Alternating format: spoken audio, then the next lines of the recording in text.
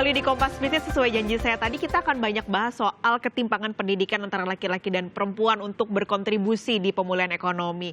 Pertanyaannya sama untuk Ibu Fajria dan juga Ibu Alia yang sudah bergabung sejak tadi.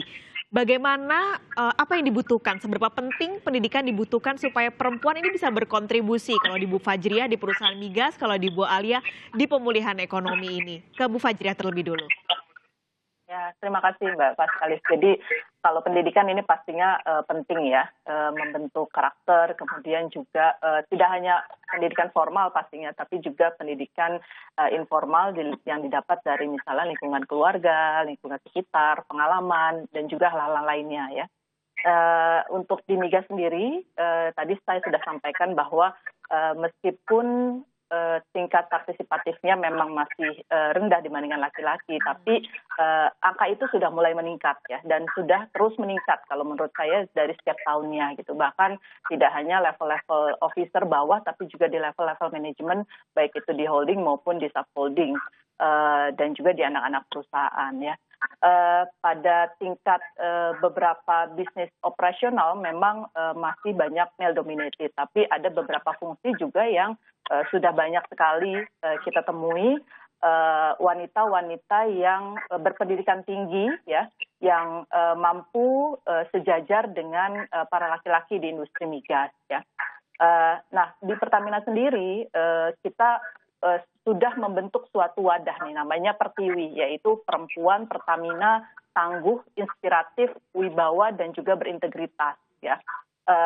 Kenapa kita melakukan ataupun membentuk wadah ini? Ini juga dalam salah satu langkah untuk memajukan peran pendidikan tersebut kepada para wanita ataupun para perwira di Pertamina, khususnya para wanita ya. Makanya kita sebutnya sekarang Pertiwi wadahnya ini.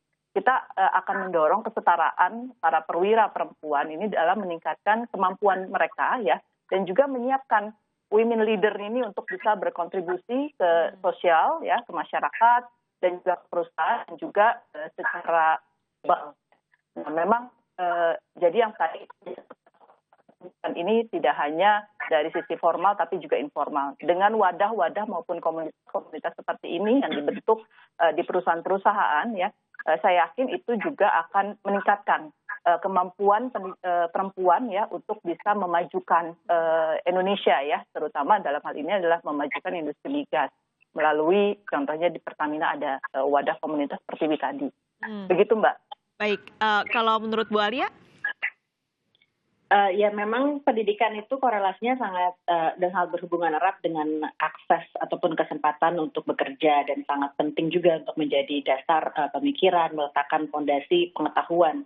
Karena kalau misalnya kita menelik kan ada istilah knowledge is power kan. Jadi memang dengan pengetahuan itu bisa melakukan apapun. Jadi membuka begitu banyak peluang dan juga kesempatan.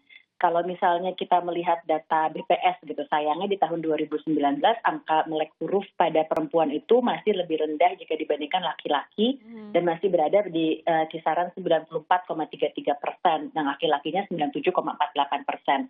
Dan rendahnya tingkat pendidikan ini juga berdampak terhadap akses bekerja bagi perempuan yang menjadi sedikit terbatas.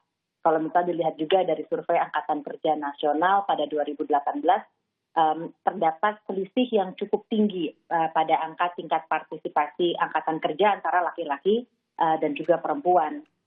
Sekitar 82,69% untuk laki-laki dan 51% untuk perempuan. Padahal sebenarnya kalau misalnya diberikan kesempatan dengan tingkat pendidikan yang sudah mumpuni, lebih komprehensif mungkin pemahamannya, jika dibuka akses itu, perempuan juga bisa berdaya melakukan apapun sumbangsihnya, kontribusinya untuk pemulihan ekonomi nasional ataupun apapun yang dilakukan. Nah, apalagi kita tahu perempuan itu juga memiliki peran yang sangat sentral dalam ekonomi keluarga, sehingga inklusivitas pemberdayaan ekonomi sudah tidak bisa lagi nih bias gender, kalau misalnya laki-laki harus seperti ini atau misalnya harus perempuan seperti ini. Jadi tidak ada lagi perdebatan laki-laki begini, perempuan begini. Yang harus diangkat sekarang adalah bagaimana partisipasi dan juga pemberdayaan perempuan agar lebih terlihat, terutama dalam pemulihan ekonomi nasional.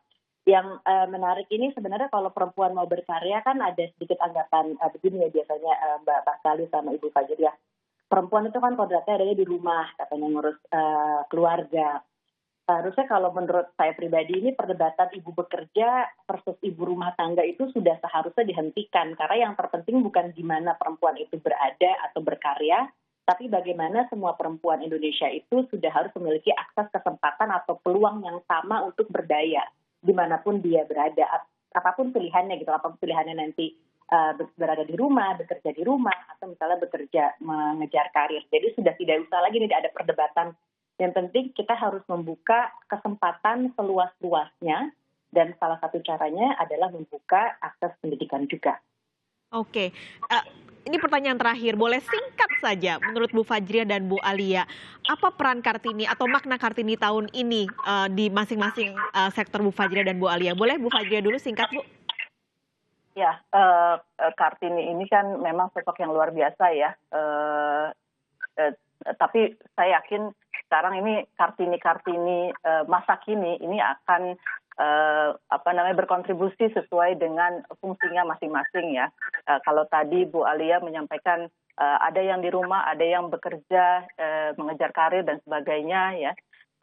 Ini adalah makna dari Kartini saat ini ya. Namun dimanapun para Kartini ini berada ya, dengan segala perannya ya inilah yang harus kita dukung ya, supaya kita semua para wanita ini terus berprestasi ya, memiliki ruang yang cukup untuk bisa berkontribusi kepada negara. Kalau menurut saya sih seperti itu, Mbak Paskalis. Baik, Bu Alia? Kalau menurut saya membuka seluruh akses kesempatan dan peluang bagi perempuan yang sama dengan laki-laki di segala sektor tentu pendidikan dan juga industri, mungkin kesempatan sih yang kadang-kadang mungkin terasanya untuk perempuan ada sedikit terbatas, limited untuk ruang geraknya atas berbagai macam mungkin yang kondisi yang sedang dihadapi oleh perempuan itu sendiri. Yang sekarang bisa kita bantu, sama-sama kita bantu adalah membuka akses itu, break that boundary supaya lebih terbuka, pilihan-pilihannya makin banyak, nanti opsinya biar perempuan sendiri yang menentukan. Sehingga makin banyak kesempatan merata untuk semua perempuan Indonesia, makin banyak perempuan-perempuan seperti Bu Fajria dan Bu Alia yang punya kesempatan dan peluang untuk berdaya di semua sektor untuk pemulihan ekonomi tentunya. Terima kasih banyak Ibu Fajria Usman, VP Corporate Communication Pertamina, dan juga Ibu Alia Karenina, juru bicara Menko Perekonomian, sudah bergabung di Kompas Bisnis pagi ini. Sehat selalu. Terima kasih.